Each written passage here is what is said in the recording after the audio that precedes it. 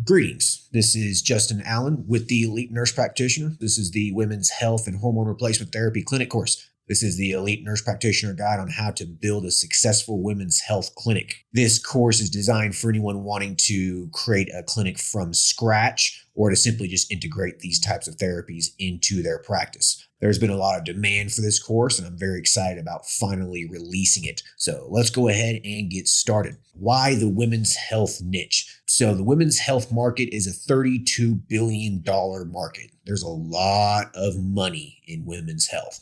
It's expected to grow almost 5% over the next 10 years. So there's a lot of room for growth here. And if you start a practice now, I do not see how it would not succeed and how it would not scale and grow as the years go by. So women want to feel younger and better. Our population is aging. People are getting older and older, and they don't like the way they feel as they get older. So providing hormone replacement therapy in women over the age of 45 definitely improves their quality of life. So the market is huge. So your demographic market generally have a disposable income. These women are typically over the age of 40, and they're typically in the middle to upper classes economically. You're not going to be providing a lot of these services to people with Medicaid, for example, but you certainly could implement this into an insurance practice if you wanted to. But we're going to assume that you want to open a cash practice, a high margin practice, and a practice that makes a lot of money that can be done on a part-time basis. Another good thing too is that it's generally a low overhead type of business to start.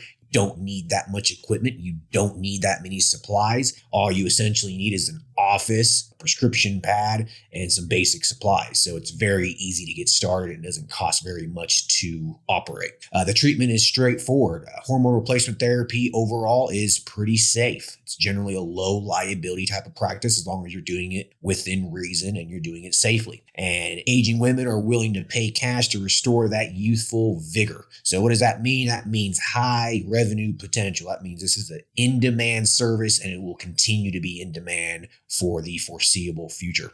So what is women's health? Simply put, it is treating female-specific health conditions. So the majority of your patients will be seeking relief for pre- and post-menopausal symptoms. That's going to be the majority of the patients you will be seeing.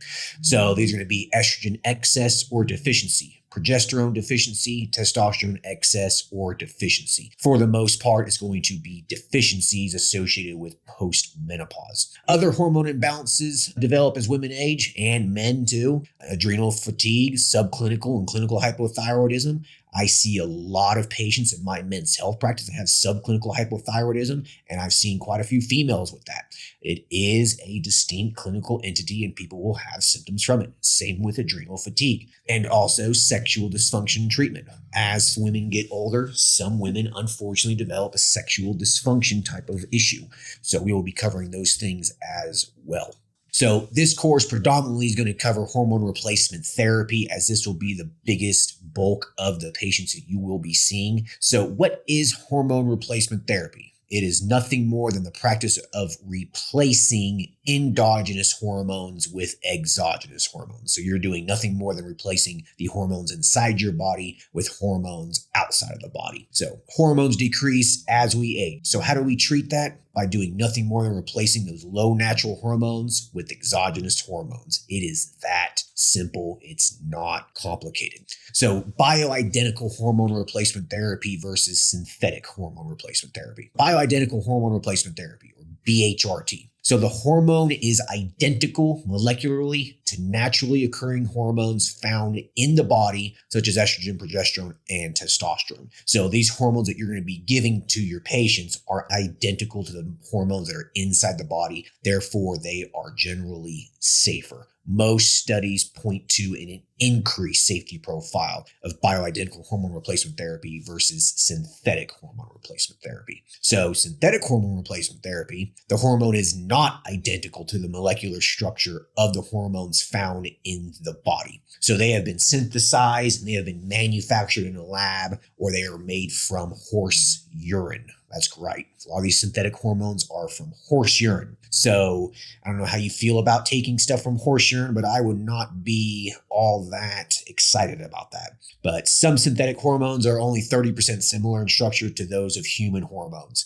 And these synthetic hormones have been shown to increase the rate of adverse reactions, especially thrombotic events, cardiovascular events, and those kinds of things. So it's generally better to stick with bioidentical hormone replacement therapy, and that's what we're going to be covering a lot of in this course, but we also cover some synthetic hormone replacement therapy as well. So the clinical topics covered in this course, I've briefly already touched this. So we're going to go over adrenal health, adrenal fatigue. It is a clinical entity and people do become symptomatic from this.